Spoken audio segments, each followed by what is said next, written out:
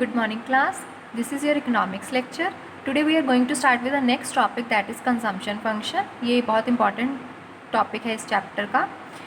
In an economy, C is an important component of aggregate demand. जो aggregate demand है उसका सबसे important component कौन सा है? सी. सी किसको रिप्रेजेंट करता है? हमने पढ़ा है सी रिप्रेजेंट कर रहा है कंजम्पशन एक्सपेंडिचर को. तो एग्रीगेट डिमांड के लिए कंजम्पशन एक इम्पॉर्टेंट कंपोनेंट होता है. Economists often study the behavior of consumption with respect to why, because consumption depends on income. हमें पता है consumption किसके ऊपर डिपेंड करती है? consumption डिपेंड करती है इनकम के ऊपर. तो उसका हम बिहेवियर स्टडी करेंगे इनकम के साथ. ठीक है जी. देखो, अगर आपकी इनकम ही नहीं है तो ऑब्वियसली आप उस चीज़ को कंज्यूम नहीं कर पाएंगे. आप मार्केट में जाकर क्या लेंगे? कुछ भी नहीं ले पाएंगे क्योंकि आपकी इनकम ही नहीं है. तो कंजम्पशन किसके ऊपर डिपेंड करती है? कंजम्पशन इनकम के ऊपर डिपेंड करती है. तो इस चीज़ को हम कंजम्पशन का बिहेवियर इनकम के साथ इस चैप्टर में, इस टॉपिक में स्टडी करेंगे. Consumption can not be zero even when the income is zero. Survival needs consumption. देखिए, जब आपकी इनकम का लेवल ज़ीरो है फिर भी कंजम्पशन होगी. कंजम्पशन कभी भी ज़ीरो नहीं हो सकती क्योंकि सर्वाइवल के लिए कंजम्पशन बहुत ज़रूरी है. जैसे आप स्टूडेंट्स हैं, आप अर्निंग नहीं है, आप अभी पैसे नहीं कमा रहे हैं, ठीक है, बट आपका खर्चा तो है. आप स्कूल जा रहे हैं, स्कूल की फ़ीस दे रहे हैं, बस चार्जेस पे कर रहे हैं और भी बहुत सारे एक्सपेंडिचर, बर्थडे पार्टी कर रहे हैं. मीन्स आपकी इनकम नहीं है बट आपका एक्सपेंडिचर तो है. तो वही वो कह रहा है कि जब इनकम का लेवल ज़ीरो होता है तब भी कंजम्पशन कभी भी ज़ीरो नहीं हो सकती है क्योंकि सर्वाइवल के लिए कंजम्पशन बहुत ज़रूरी है. The functional relationship between C and Y is called consumption function. ये जो इनकम और कंजम्पशन के बीच का रिलेशन है ये क्या कहलाता है? Consumption function. कंजम्पशन किसके ऊपर डिपेंड करती है? इनकम के ऊपर. तो कंजम्पशन तभी हो पाएगी जब इनकम होगी. ठीक है, ठीक है जी. तो ये कंजम्पशन और इनकम के बीच का जो रिलेशन है वो क्या कहलाता है? Consumption function.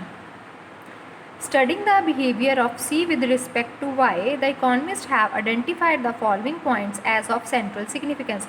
अब हम कुछ important points इससे related पढ़ेंगे कि consumption का behavior income के साथ क्या है. There is always some minimum level of consumption even while Y is zero. This is called autonomous consumption. देखिए, चाहे आपकी इनकम का लेवल ज़ीरो है बट फिर भी कुछ ना कुछ तो लेवल होगा आपकी कंजम्पशन का. तो वो चीज़ क्या कहलाती है? वो कहलाती है ऑटोनोमस कंजम्पशन.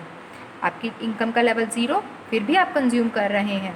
कंजम्पशन का लेवल है आपका, वो कभी ज़ीरो नहीं हो सकता क्योंकि सर्वाइवल नीड्स कंजम्पशन. तो ये चीज़ क्या कहलाती है? Autonomous consumption. This leads to the negative saving. इस पॉइंट पर आप सेविंग के बारे में सोच ही नहीं सकते. ठीक है, आपकी कोई इनकम नहीं है, आपका फिर भी खर्चा है, आप स्कूल आ रहे हैं, फ़ीस पे कर रहे हैं, फ्रेंड्स के साथ बर्थडे पार्टी कर रहे हैं, आपका कंजम्पशन का लेवल तो है. तो इस पॉइंट पर आप क्या है? सेविंग्स के बारे में नहीं सोच सकते. तो ये चीज़ किसको लीड करती है? नेगेटिव सेविंग को. उसे हम डिनोट करते हैं -S. ठीक है, S means saving, minus means negative. Consumption is positively related to income. Rise in Y causes a rise in C and vice versa. Consumption income के साथ पॉजिटिवली रिलेट करती है. जैसे जैसे आपकी इनकम बढ़ेगी वैसे वैसे आपका खर्चा भी बढ़ेगा और जैसे आपकी इनकम कम होगी आपका खर्चा भी कम होगा. The entire increase in Y during a particular period is not converted into C. A part of it is saved as well. अब क्या होता है, जैसे जैसे आपकी इनकम बढ़ रही है आपकी कंजम्पशन भी बढ़ रही है. बट एक पॉइंट ऐसा आता है कि आप कंजम्पशन करनी कम कर देते हैं. आप सारी इनकम को कंजम्पशन में कन्वर्ट नहीं करते हैं, आप उसका कुछ पार्ट सेविंग के लिए भी रखते हैं. देखिए, कंजम्पशन फंक्शन और टैब्यूलर रिप्रेजेंटेशन के थ्रू समझते हैं. ये है Y income, C consumption. Income का लेवल ज़ीरो है फिर भी आपका कंजम्पशन है 20. तो ये चीज़ क्या कहलाती है? ऑटोनोमस कंजम्पशन कहलाती है. इस पॉइंट पे आप सेविंग सोच सकते हैं? नहीं सोच सकते. तो ये क्या कहलाएगी? Negative saving. इनकम बढ़ी, इनकम 0 से 50 हुई, अकॉर्डिंगली कंजम्पशन 20 से 60 हुई, फिर 50 से 100 हुई इनकम, 60 से 100 हुई कंजम्पशन. इनकम बढ़ रही है, कंजम्पशन भी बढ़ रही है. This thing shows the positive relationship between consumption and income. But point देखने वाला क्या है? जिस लेवल से इनकम बढ़ रही है अब उस लेवल से कंजम्पशन बढ़नी कम हो गई है. एक पॉइंट ऐसा आया 100 जहाँ पे आपकी इनकम आपकी कंजम्पशन के साथ मैच कर रही है. मीन्स जितना आपका खर्चा है उतनी ही आपकी इनकम है. बट उसके बाद इनकम आपकी बढ़ी बट आपने खर्चा 40 कर दिया.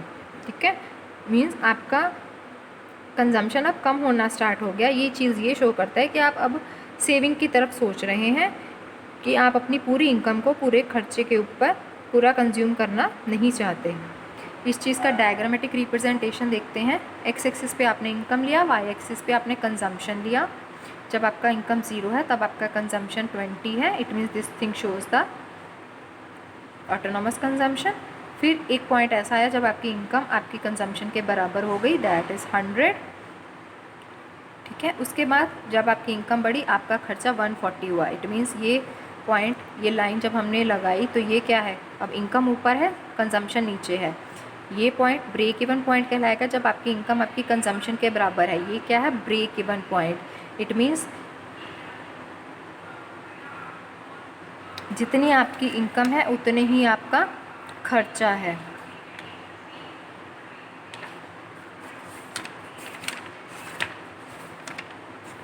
Break even point, the point where the consumption is equal to the total income और point where total saving is equal to 0। जितने आपके खर्चा है उतनी ही आपकी इनकम है, तो आप यहाँ पे सेविंग का भी नहीं सोच सकते हैं, है ना। तो ये पॉइंट क्या कहलाता है, ब्रेक इवन पॉइंट। जितनी इनकम उतना खर्चा और saving 0, break even point.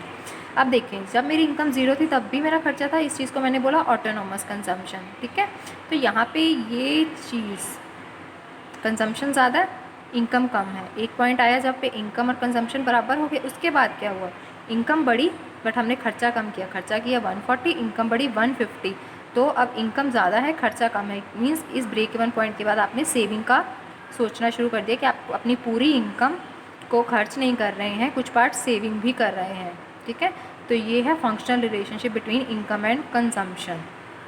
Consumption किसके ऊपर डिपेंड करती है, इनकम के ऊपर। तो ये है इसका फंक्शनल रिलेशनशिप।